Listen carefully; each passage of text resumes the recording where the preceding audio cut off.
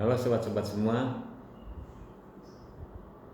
jumpa lagi dengan saya Endang Supriyadi, tentunya di Endang Supriyadi Channel. Nah, pada episode yang lalu, Kang Endang memberikan contoh perkara tentang penipuan sebagaimana dimaksud dengan pasal 378 Kitab Undang-Undang Hukum Pidana. Nah, sobat-sobat semua, pasal 378 ini ancaman hukumnya tidak main-main, yaitu selama 4 tahun. Juga pasal 378 ini merupakan pasal kekecualian di dalam Kitab Undang-Undang Hukum Acara Pidana sebagai hukum formilnya. Kenapa 378 ini disebut pasal kekecualian? Karena sekalipun ancamannya di bawah 5 tahun, tetapi ketika yang diduga sebagai pelaku tindak pidana penipuannya itu sudah ditetapkan sebagai tersangka, penegak hukum kepolisian ini bisa melakukan penahanan.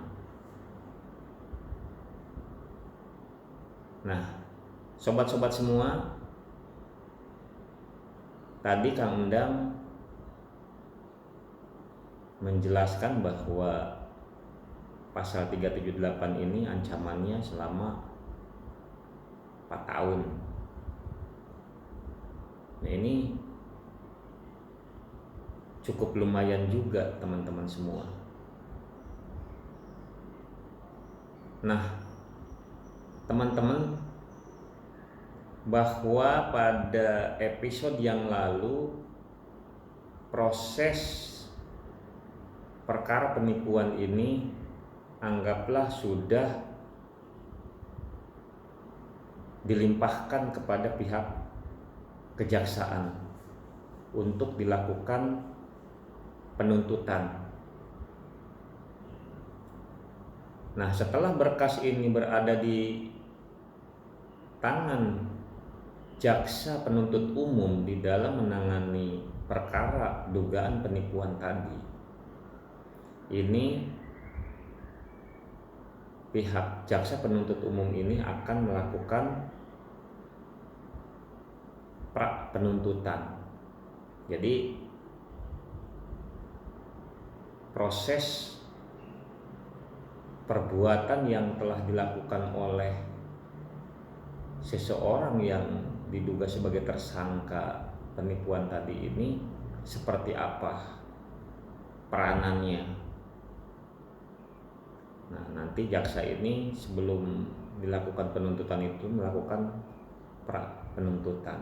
Jadi mau dituntut berapa tahun ini si tersangka dugaan penipuan tadi, karena proses ancamannya selama 4 tahun di dalam hukum pidana tadi. Nah, setelah jaksa ini melakukan pra penuntutan, kemudian jaksa ini akan membuat dakwaan. Jadi dakwaan itu adalah proses kelengkapan untuk melengkapi pada saat digelar di persidangan.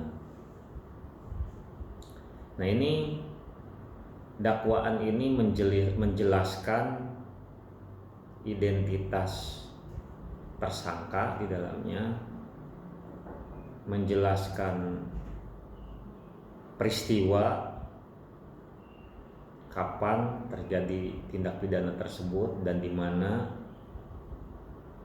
Jadi di dalamnya menyangkut perbuatan si tersangka ini sesuai dengan pasal 378 yang disangkakan tadi. Jadi setelah kejaksaan atau jaksa penuntut umum ini sudah menyatakan siap untuk dilimpahkan kepada pengadilan, maka berkas tersebut dilimpahkan ke pengadilan untuk disidangkan. Nah, sobat-sobat semua, nanti pihak pengadilan ini akan menerima berkas yang dilimpahkan oleh kejaksaan tadi untuk disidangkan, dan kemudian pihak pengadilan akan menentukan jadwal sidang perkara 378 tadi. Nah, kemudian di dalam proses persidangan nanti pihak ketua pengadilan akan menunjuk majelis hakim untuk memeriksa, mengadili, dan memutus perkara yang telah dilimpahkan oleh jaksa penuntut umum tadi, yaitu diantaranya ada hakim ketua dan 2 hakim anggota. Nah, jadi pada episode yang lalu Kang Endang pernah mengatakan bahwa seseorang yang diduga sebagai tersangka atau juga seseorang yang diduga telah menjadi terdakwa itu dianggap belum bersalah sebelum mendapatkan vonis hakim atau putusan hakim yang menyatakan bahwa terdakwa itu bersalah dan putusannya sudah memiliki kekuatan hukum tetap. Nah, baru seseorang itu dinyatakan bersalah. Nah, kemudian teman-teman juga ingin mengetahui proses peradilan ini dari sejak pelaporan di kepolisian dilimpahkan ke kejaksaan, kemudian dilimpahkan ke pengadilan untuk disidangkan. Nah, jadi di dalam proses persidangan itu si terdakwa ini didakwa oleh jaksa ini telah melakukan penipuan dengan barang bukti yang telah dimiliki oleh pihak kejaksaan atau sebagai jaksa penuntut umum yang menangani perkara tersebut.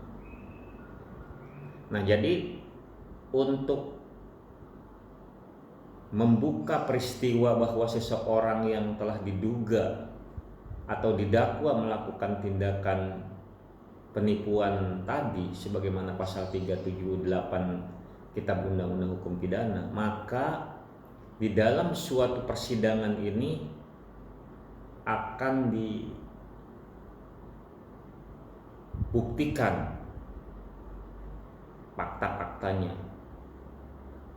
Nah, di situ hakim akan memeriksa barang bukti, juga meneliti berkas yang telah dilimpahkan tadi, kemudian akan memeriksa saksi-saksi yang telah diperiksa oleh penyidik Polri pada saat pelaporan terdahulu itu sampai sejauh mana peranan terdakwa ini di dalam melakukan dugaan penipuan. Nah, di situ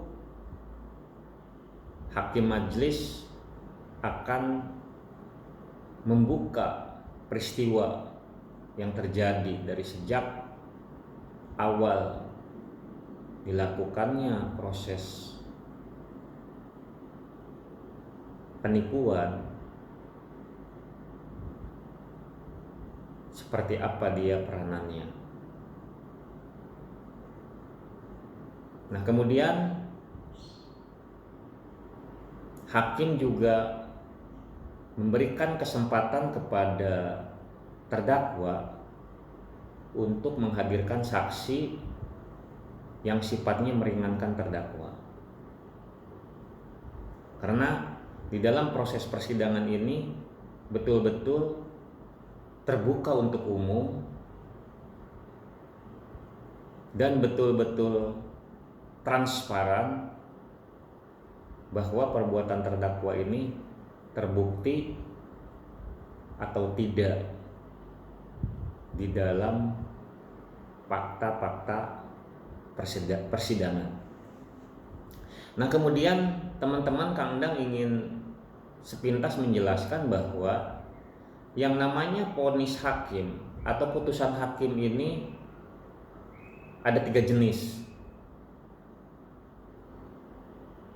Yang pertama, putusan pidana. Nah, putusan pidana ini setelah digelar serangkaian persidangan, menghadirkan saksi-saksi, bukti-bukti, keterangan terdakwa, lalu bahwa hakim menyimpulkan bahwa si terdakwa ini telah secara sah dan meyakinkan melakukan tindak pidana penipuan, maka dinyatakan putusannya itu pidana, putusan bersalah. Dan vonis yang dijatuhkan ini tergantung hakim. Jadi jaksa menuntutnya berapa tahun, taruhlah diberikan contoh bahwa di dalam contoh kasus penipuan ini jaksa penuntut umum menuntut 2 tahun penjara misalnya. Nah, kemudian dengan pertimbangan tertentu bahwa hakim menjatuhkan vonis 1,5 tahun misalnya, nah itu merupakan suatu putusan pidana. Nah, kemudian ada juga yang dikatakan putusan lepas. Nah, tentu kawan-kawan ingin mengetahui apa yang dimaksud dengan putusan lepas. Nah, kemudian ada juga yang disebut dengan putusan bebas. Nah, kawan-kawan semua, jadi untuk mengetahui apa yang dimaksud dengan putusan bebas dan putusan lepas, silakan kawan-kawan semua untuk menonton kelanjutan video di Endang Supriyadi Channel. Tapi jangan lupa subscribe, like, komen, dan share kepada kawan-kawan yang lainnya agar ilmu pengetahuan ini bermanfaat bagi masyarakat. Demikian, wassalamualaikum warahmatullahi wabarakatuh.